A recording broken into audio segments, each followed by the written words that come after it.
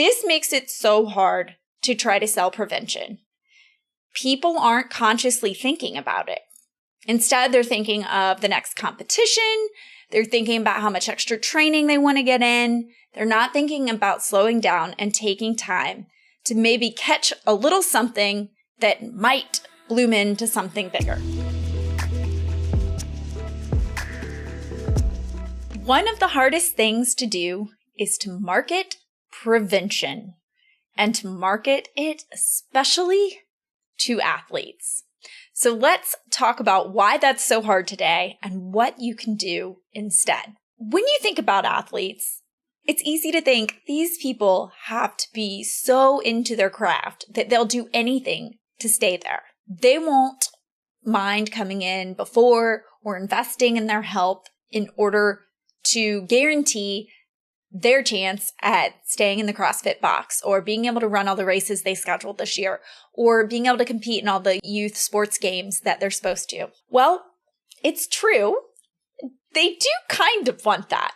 But human nature makes it really hard to prioritize things that we're not currently experiencing. In other words, if I'm not in pain right now or having a really serious problem, chances are that's going to go down the list of things to do. And think about it. Your everyday is the same way. I need to be reworking, as I've shared on the podcast and YouTube, my own business's website, right? It hasn't been updated in 3 years and it's losing us sales and we know it.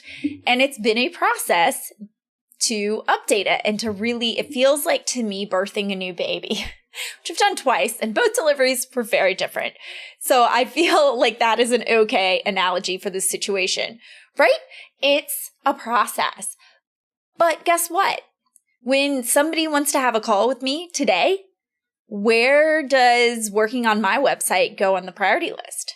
It gets bumped down. And then, oh my gosh, I need to get my tax stuff to my accountant because they're bugging me about it. Well, guess what? The website gets bumped down.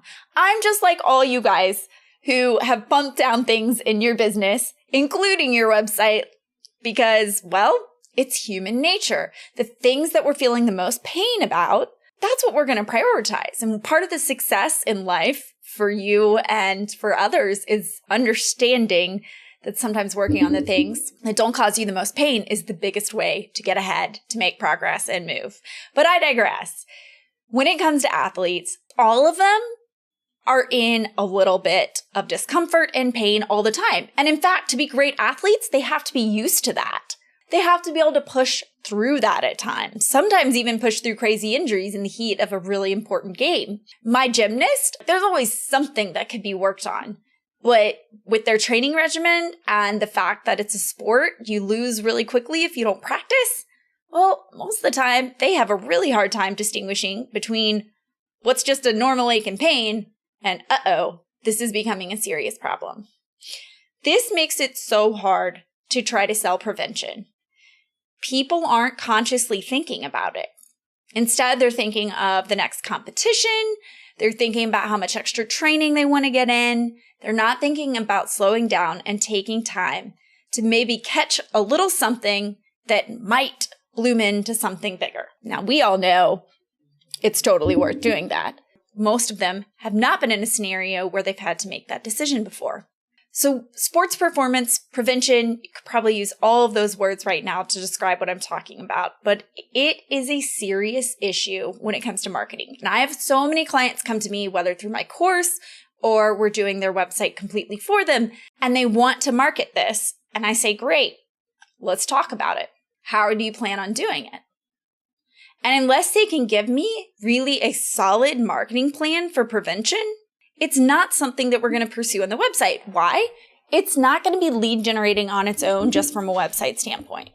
And we've tested this over and over again, and the result happens the same way. Prevention's a hard sell. Now, does that mean your practice is doomed and you're never going to be able to do prevention or have a prevention program for your clinic?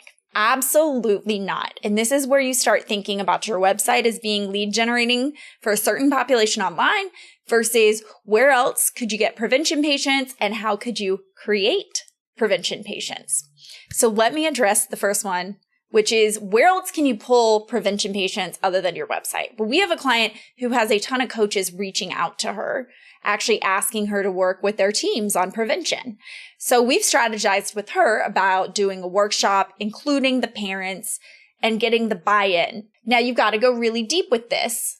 And being in a one-on-one situation, or a face-to-face is probably the better term, situation, it gives you a better chance at winning a few people over, especially anyone in the past who's had injuries or had multiple recurring ones.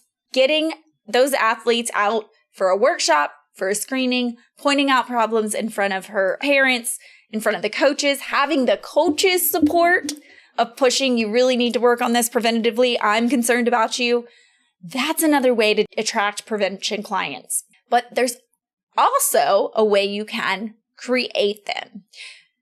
If you're looking for prevention, especially in athletics, my guess is you also advertise rehabbing sports injuries of different kinds, or helping people who are trying to get back to things like CrossFit, things like running, things like sports and workouts. So here is how you create them. And I did this in my own practice with the gymnast I saw.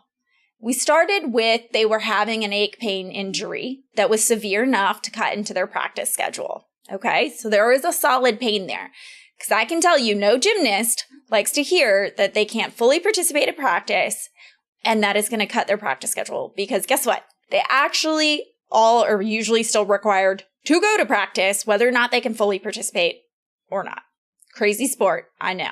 But what that means is when those girls needed to see me, they would come in and we'd treat whatever problem they had. Usually for them, it was like a 6 to 8 plan of care.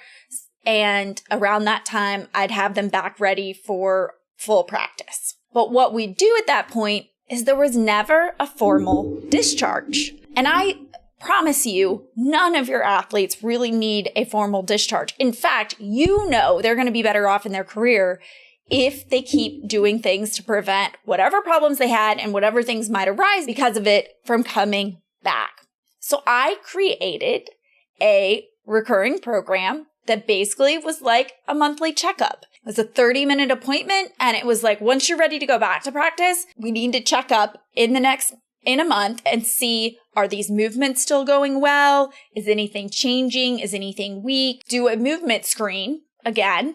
And for me, it was a gymnastics movement screen, not one of your fancy ones. Just making sure all the basic movements and shapes, that their back's moving correctly, their hips are loose in the right way, same with their shoulders, ankles, making sure everything looked right. And if it didn't, I'd give them 1 or 2 exercises to just fix the problem. Or if they had a bigger problem arise, we'd pick back up the PT sessions in frequency. And of course they knew if anything was going on between then and their monthly appointment, they should come back sooner. Basically created an environment where the expectation was not, you're done forever. Because let's be real, we know this is gymnastics. Next week, you could be increasing your practice load and you're going to have a new problem come up. This is how hard it is to keep in this sport. So what are we going to do? We're going to keep an eye on this problem. Creating your own prevention program on the back end of seeing your patients is one of the quickest ways to up that number of prevention-based patients. And it makes sense, right? The people who've already been with you through an injury, they now know you. They like you. They trust you. Things are going well for them. You've been a huge part of it. They're likely to listen to your advice and to keep up with the prevention. That being said, someone who's never experienced that, who's never really experienced being out of the game in a severe way, you telling them just because they run a certain way means they might start developing knee pain, well, they've just never experienced the knee pain that you're already talking about. It's really hard to get your brain to focus on that when you've never had a problem with it before. It's so easy to justify, hey, it's been fine all this time. Why would that start now? Especially since prevention a lot of times is a cash service. It is really hard to sell something that somebody is not struggling with currently. So hard, right? People want to come replace my windows in my house, and I'm like, a couple of them are wonky, but like they keep the elements out. My air conditioning bill isn't that bad. Why would I want to spend money and replace my windows? They look perfectly fine. That's the same hard sell you're having when it comes to prevention. So what does this all mean? Generally speaking, you will not find any of our websites with prevention lead generating pieces on it. We find that you will have much more success focusing on other problems that people are actively experiencing and actively searching for. Now, that doesn't mean prevention has to be out of your practice. I've shared with you 2 ways. You can either create clients or you can go find them through other outreach methods. But just know, it's a lot easier to sell a solution to a problem than it is to get somebody to pick up and do something preventatively. Take this piece of advice, implement it into your marketing. I guarantee you will see a change. Thanks for joining me this week, and we will talk again soon. Bye for now.